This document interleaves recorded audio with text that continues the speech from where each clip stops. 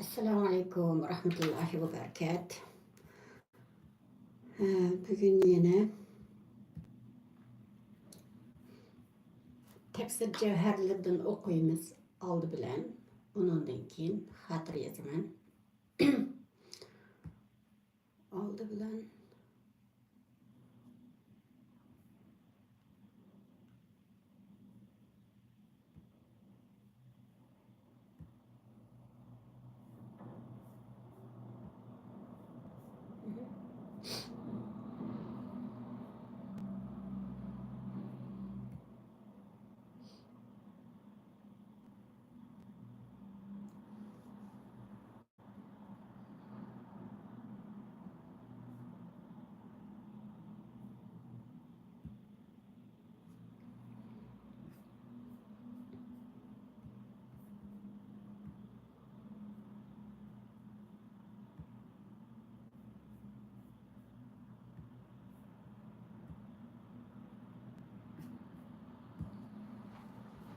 Bo'ldi. 100 günlük kitap okuş grubumuzun açay.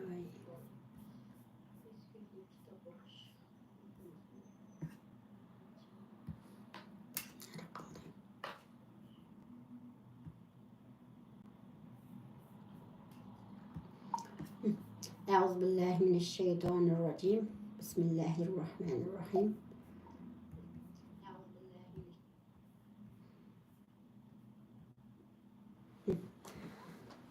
Başlayalım.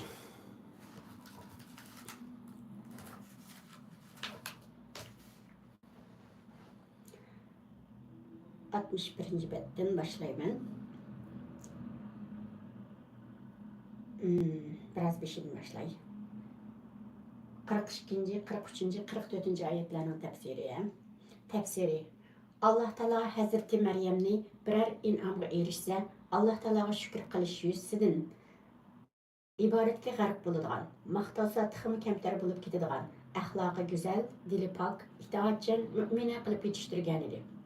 Farishtalar Hazreti Meryem'ga Allah Teala tarafidan bishorat elib kelib, "Ey Meryem, Allah Teala seni ibodatxonaning xizmatiga tanladi. Bundan burun ibodatxona xizmatiga erlardan boshqasi qabul qilinmaydi. Allah Teala seni jismoniy va ruhiy har tarafdan pok qildi va seni butun jahon ayollaridan afzal va ortiq qildi. Ey Meryem, sen Allah Teala'nın bu katta nimetine şükür kılıp, onun için ihlasın bilen taat ibadet kılışını davamlaştırgan. Namaz okuyuşlar bilen birge secde ve rukularını toluq ada kılıp namaz okuyan deydi." Allah Teala keyinki ayette Peygamberimiz Hazreti Muhammed Aleyhisselam hitap kılıp deydi ki, "Ey Peygamber, Zekeriya Aleyhisselam ve Meryem doğruluk, sana vahiy kılıvatqınımız, sen ve senin kavmin hiç anlap bakan gayb haberlerden bulup, bularını bizim işençlik elçimiz Cibril arqılıq sana vahiy yolu bilen bildiriyatımız. İmran'ın ayali Hanne, Hazreti Meryem'ni Beytul Muqaddes'e gelip gelgen ve o joydagi Yahudi ölümaları Hazreti Meryem'ni öz terbiyesiga elish sharpiga ega bo'lishni talishib, chek tashlash uchun qalamlarni suv tashlagan ve ular bu haqda dadalash qilishgan chog'dimi, sen ularning yonida yo'q eding. Ular qalamlarni daryoga tashlab, qaysının qalami suda aqmay to'xtab qolsa, shu kishi Hazreti Meryem'ni öz terbiyesiga elishga kelishgan bo'lib, Zekeriya alayhissalomning tashlagan qalami suda to'xtaganligi uchun o Hazreti Meryem'ni terbiyesiga elish sharpiga erishgan edi. Yuqorqi vaqalar yuz bergan vaqtda Muhammed alayhissalomning yo'qligi uning bu xabarlarni faqat vahiy yo'li bilan anglab bilganligini isbotlaydi. Muhim nuqtalari. Birinchi, İsa Aleyhisselam'ın anisi Hazreti Meryem, Allah Teala tarafından karametke nail bulgan ve bütün cihan ayollarının evzili bulgan ülgülük ayoldur. İkinci, Allah Teala'nın hürmeti erişkenler hakiki takvadarlar bulup, Allah Teala takvadarlarını hemişe himaye kılıdı ve ularının şanını götürdü. Üçüncü, namaz Allah Teala'nın huzuruna manevi cihetten yükselişinin şutusudur. Dördüncü, özara kelişilmeyen meseleler üstüne çek taşlaşış caizdir. Çünkü bunda qilish talash tartishni hal qilishning yo'lidir. İsa alayhissalomning qissasi. Euzubillahimineşşeytanirracim. Bismillahirrahmanirrahim.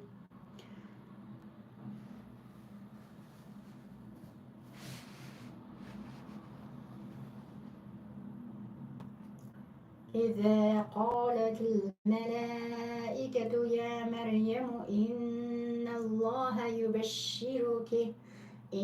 الله يبشرك بكلمة منه اسمه المسيح عيسى بن مريم وجيها في الدنيا والآخرة ومن المقربين ويكلم الناس في المهد وكهلا ومن الصالحين قالت رب أنى يكون لي ولد ولم يمسسني بشر قال كذلك الله يخلق ما يشاء إذا قضى أمرا فإنما يقول له كن فيكون ويعلمه الكتاب والحكمة والتوراة والإنجيل ورسولا إلى بني إسرائيل أني قد جئتكم بآية من ربكم أني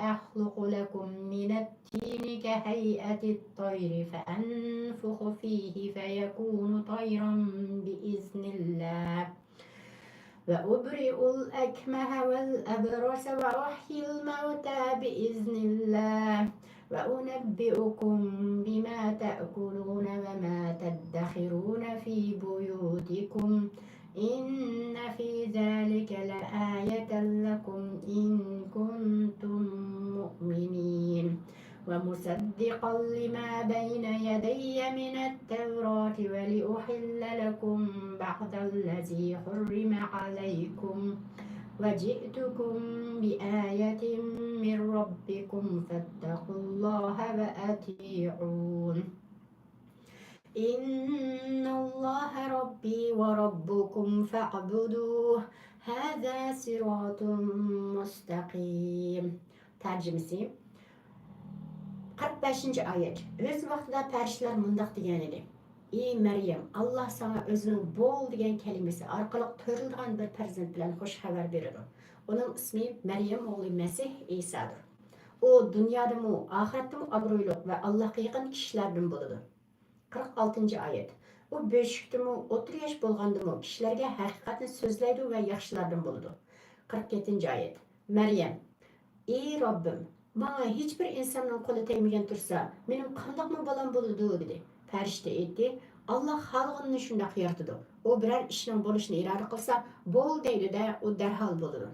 48. ayet. Allah uningga xat yozishni, hikmatni, Tavratni, Injilni o'rgatdi. 49. ayet. Uni İsrail avlodiga payg'ambar qilib avatdi. O deydi, sheksizki men sizlarga Rabbinglar tarafidan bir mo'jiza olib keldim. Men sizlar uchun loydan qushning shaklidek bir narsa yasayman. Ondan uni qo'llaymanda Allohning irodasi bilan o'qish bo'ladi. Yana Allohning irodasi bilan tug'ma ko'rni, baras kesilini saqaytaman. Allohning irodasi bilan o'liklarni tirildirman. Sizlar yegan va uyinglarda saqlab qo'ygan yemakliklardan xabar beraman. Sheksizki, agar Allohning dalil faktlarga ishonsanglar, buningda sizlar uchun albatta mening payg'ambarligimni isbotlaydigan alomat bor. 50. ayet. Men ilgari kelgan Tavratni tasdiqlagan holda keldim. Sizlarga harom qilingan ba'zi narsalarni halol qilish uchun keldim. Men sizlarga Rabbinglar tarafidan dalil olib keldim. Allohdan qo'rqinglar va menga itoat qilinglar. 51. ayet. Sheksizki Allah mening Rabbimdir, sizlarning Rabbinglardir. Onunla ibadet qilinglar, bu to'g'ri yo'ldir. Təpsiri.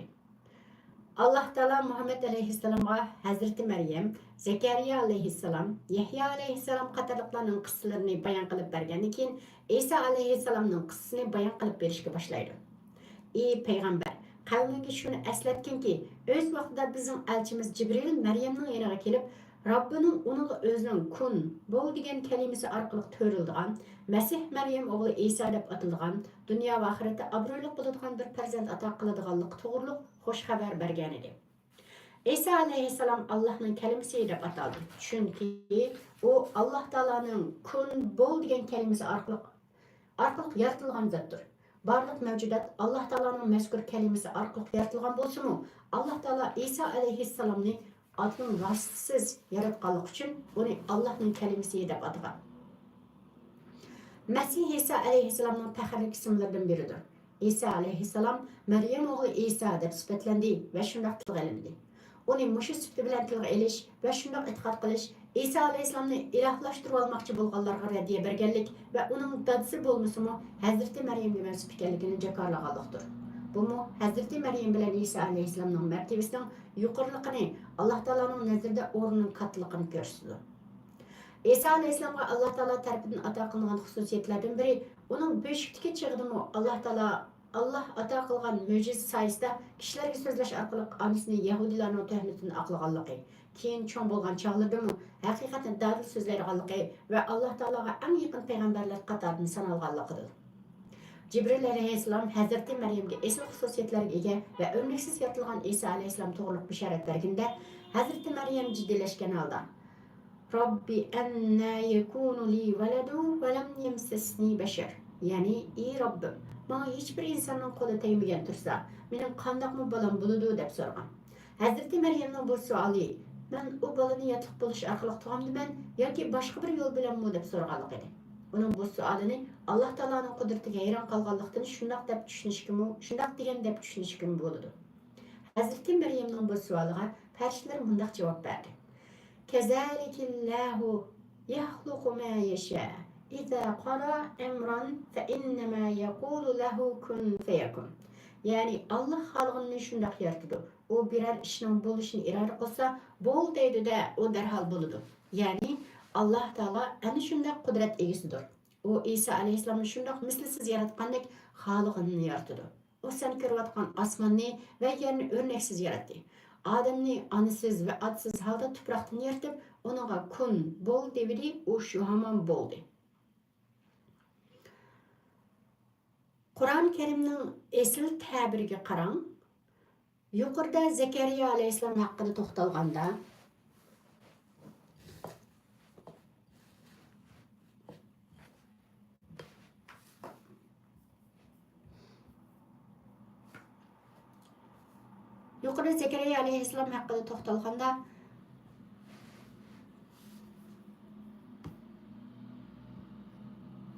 Yuqorida Zakariya aleyhisselam haqqı to'xtalganda kezalikallohu yef'alu ma yasha, ya'ni Allah shundoq, ya'ni Allah shuningdek odatdan tashqari ajoyib ishlardan xalqini qiladi degan bo'lsa, bu o'rinda kezalikillohu yaxluqu ma yasha, ya'ni Allah xalqini shundoq yaratadi dedi. Bununda yaşanıp kalgan ayoldan bala yaratish bilan otsiz bala yaratishning o'xshash emasligiga ishorat bor. Shuning uchun Alloh taolo xalaqa yaratdi degan so'zni Yahyo alayhissalom haqida emas, İsa alayhissalom haqida ishlatgan. Shunga İsa alayhissalomning yaratilishi haqida to'xtalgandan keyinla yaratilishning qanday bo'lganligini bayon qilgan. Alloh taolo qanday bir ishni qilmoqchi bo'lsa, uni bo'l deydi-da, u darhol bo'ladi. Bu Alloh taoloning cheksiz qudratini va farmonining o'rindilishining intayin zikrini ko'rsatdi. Bunu ayetmi Alloh taoloning buyrug'ining har zaman darhol o'rindilganligini ifodalaydi. ثم استوى إلى السماء وهي دخان فقال لها وللأرض ائتيا طوعا أو كرها قالتا أتينا طائعين. Yani andın o asmanı yaratışqa yüzlendi. Halbuki o asman tuman halatideydi. Asman bilan zaminga ixtiyari yoki mecburi halda kelibonlar dedi. İkilisi ixtiyari halda keldi dedi. İsa aleyhisselamның adının vasitəsiz tuğulğanlıq meclisini qayta bir qatam tilga alsaq zeyni yo'q. Allah Teala Adem aleyhisselamni ata ve anasız yarattı.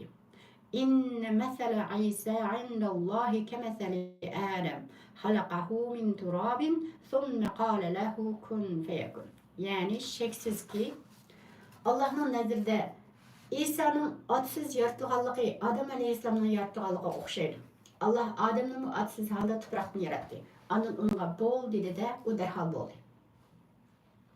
Allah Teala bütün mevcudatning aslini ve en avvalgi örnekini yo'qdan bor qildi. Bularning vujudga kelishini biror sababga bog'lamadi. Chunki Allah Teala hamma narsani sabab bilan yaratishga muhtoj emas. Biz har kuni odatdan tashqari ishlarni ko'ryapmiz. Hatto tabiatning qonuniga zid ishlarni ko'ryapmiz. Bu ishlarning sababini bilishdan ojiz kelamiz. İsa aleyhisselamның xususiyatlaridan biri Allah Teala'nın onun xat yezishini, foydali ilmni ve Tevratni öğretkenlik edi. İsa aleyhisselam Tevrat'ın ahkamlarını biletti. Onun sırlarını düşünetti. Tevrat'ın tekstlerini Yahudilerine karşı delil sütüyle oturup koydu. Bularını onunla fakat Allah Teala öğretken idi. Allah Teala keyin onunla İncil'ni ata kıldı. Şuna kılıp Allah Teala onu İsrail evladının hemmesiga peygamber kılıp evetti. İsa aleyhisselam İsrail evladıga özünün rastlı haq peygamber ekanligini isbatlaydigan dalil isbat o'rnida özünün qo'lida vujudga chiqqan ba'zi mo'jizalarni so'zlab berib mundaq deydi. أني أخلق لكم من الطين كهيئة الطير فأنفخ فيه فيكون طيرا بإذن الله وأبرئ الأكمه والأبرص وأحيي الموتى بإذن الله. Yani ben sizler için laydın kuşunun şeklidek bir narsa yasayman. Andın onu pullayman da Allah'ın iradesi bilen o kuş buludu. Yine Allah'ın iradesi bilen to'g'ma ko'rni, ah keselni saqaydiman, o'liklarni tirildirman. Ama İsa aleyhisselamның qavmi onun sözleriga ishonmadi. Onun bu deganlarini amalga oshira oladiganligiga chin bitmadi. Shuning bilan İsa aleyhisselam ularga yana mundaq dedi. Ve unebbiukum bima ta'kuluna ve ma taddakhiruna fi buyutikum. İnne fi zalika laayaten lekum in kuntum mu'minin. Yani sizler yerigan ve uyuңlarda saklaydigan yemekliklerden haber vermen. Şeksizki eğer Allah'ın delil paketlerine işensanglar, bunun da sizler için elbette benim peygamberlikim ispatlaydigan alamet var. Yani eğer sizler hakikaten Allah Teala'ga ve onun hemme nersige kadir ekanligi için işindigan müminlerden bolsanglar, bu möcüzlerde elbette benim hak peygamber ekanligimni ispatlaydigan yeterlik deliller var. Meryem oğlu İsa özünün ilgili kelgen Tevrat'ның haq ekanligini tasdiqlagan holda kelgen peygamber idi. O Tevrat'ni amaldan qaldırgıcı emas, balki dinning asosliq masalalarida o'zi bilan o'xshash aqidada bo'lgan Tevratni to'liqlash uchun avatilgan payg'ambardir. Ey İsrail evladı, men sizlarga o'zinglarning bo'yintoqligi va yo'lsizligi tufaylidan sizlarga harom qilingan chava yog', shanba kunini bilib tush qatorliqlarni sizlarga halol qilish uchun keldim. Peygamberligimni isbatlash uchun sizlarga Alloh taolo tarafidan obuchoq mo'jiza va dalil isbot etib keldim. Ahvol bundoq ekan, sizlar Alloh taologa asilik qilishdan qo'rqinglar, menga itoat qilinglar. Chunki Alloh taolo mening Rabbimdir, sizlarning Rabbinglardir. Shunga barliq ibodatni Alloh taologa qilinglar. Ko'rganimizdek, Hazreti İsa alayhissalom İsrail avlodini Alloh taologa asilik qilishdan hadar aylashga, Alloh taoloning amr farmonlarini o'rindashga buyurgan. O sözünü şeksiz Allah benim Rabbimdir, sizlerning Rabbinglardir degan tevhid kelimesi bilan aytlaştı. Ondan eng to'g'ri yo'l mush ekanligini, kimki buni bilgandan keyin yana haqiqatni burmalaydi ekan, uning cho'qim ziyon tortadiganligini va ozg'inlikdan qutula olmaydiganligini jakarlagan. Muhim nuqtalari. Birinchi, g'aybning xazinasi faqat Alloh taolaning ilkida bo'lib, o payg'ambarlardan ba'zilariga xohlaganlarini bildirdi. Ikkinchi, İsa aleyhisselamның möcüzeleri haktır. Bu möcüzeleri Allah Teala İsa aleyhisselamның haq peygamber ekanligini isbatlash uchun ato qilgan. Uchinchi, İncil bo'lsa Tevratni tasdiqlovchi va uningda harom qilingan ba'zi shaylarni halol qiluvchi, shundaqla Yahudilar tarafidan burmalangan hukmlarni asli keltiruvchi ilohiy kitobdir. To'rtinchi, kishilarni Alloh taologa taqvolik qilishga va uning o'ziga ibodat qilishga chaqirish butun payg'ambarlarning o'rtaq da'vati va oldingi vazifasidir. İsa aleyhisselamның qavmi bilan bo'lgan ahvoli.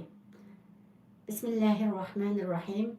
فَلَمَّا أَحَسَّ عِيسَى مِنْهُمُ الْكُفْرَ قَالَ مَنْ أَنْصَارِي إِلَى اللَّهِ قَالَ الْحَوَارِيُّونَ نَحْنُ أَنْصَارُ اللَّهِ آمَنَّا بِاللَّهِ وَاشْهَدْ بِأَنَّا مُسْلِمُونَ رَبَّنَا آمَنَّا بِمَا أنزلت واتبعنا الرسول فاكتبنا مع الشاهدين ومكر الله والله خير الماكرين إذ قال الله يا عيسى إني متوفيك ورافعك إلي ومطهرك من الذين كفروا وجاعل الذين اتبعوك فوق الذين كفروا إلى يوم القيامة ثم إلي مرجعكم فأحكم بينكم فيما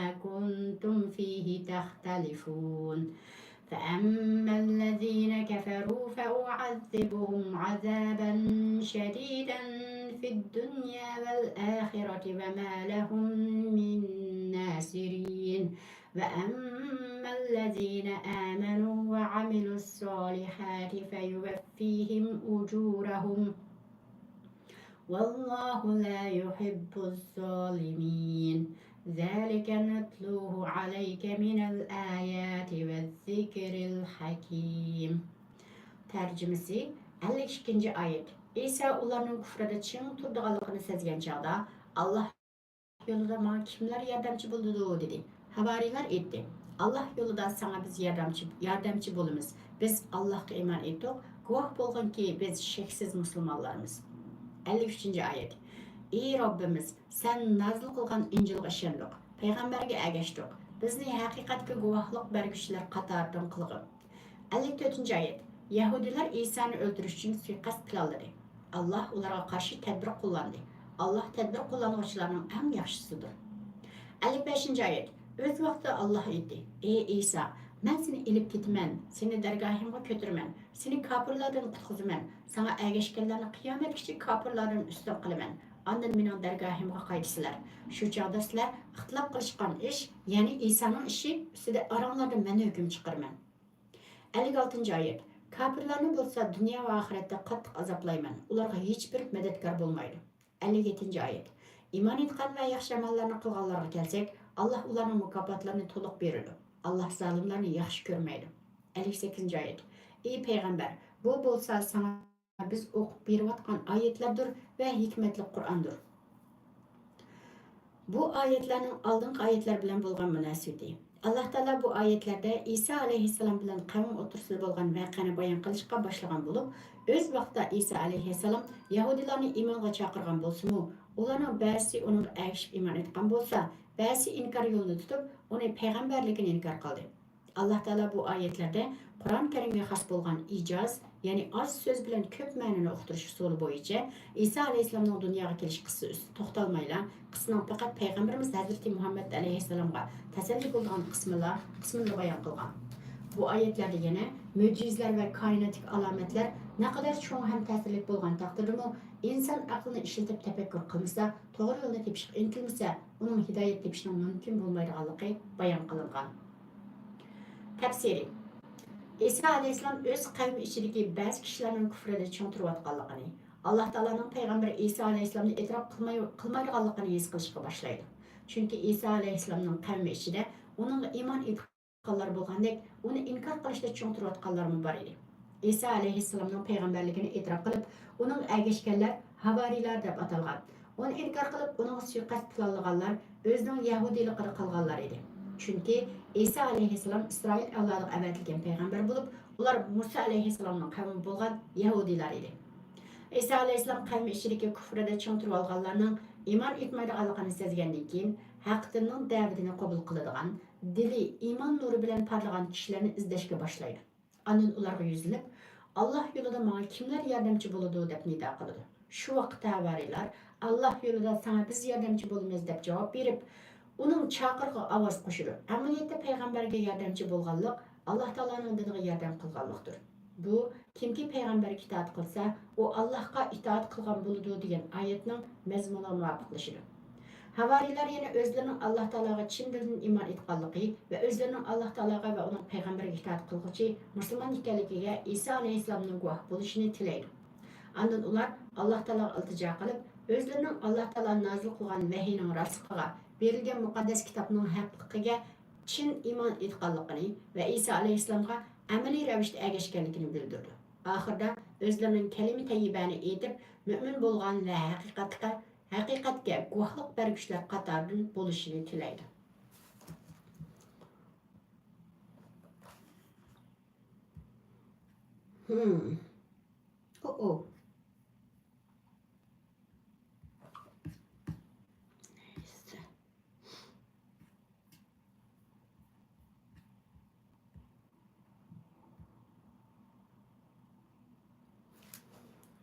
Şunun bilen bugünlük okuş vazifemiz bir şey ahırlaştı.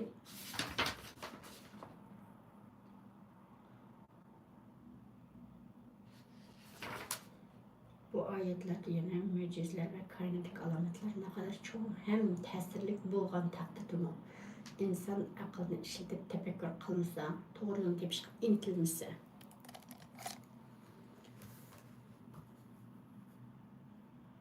Doğruluğunu tepişip intilmesi, ona hidayet tepişinin mümkün bulmayı alıp bayan kılıngan.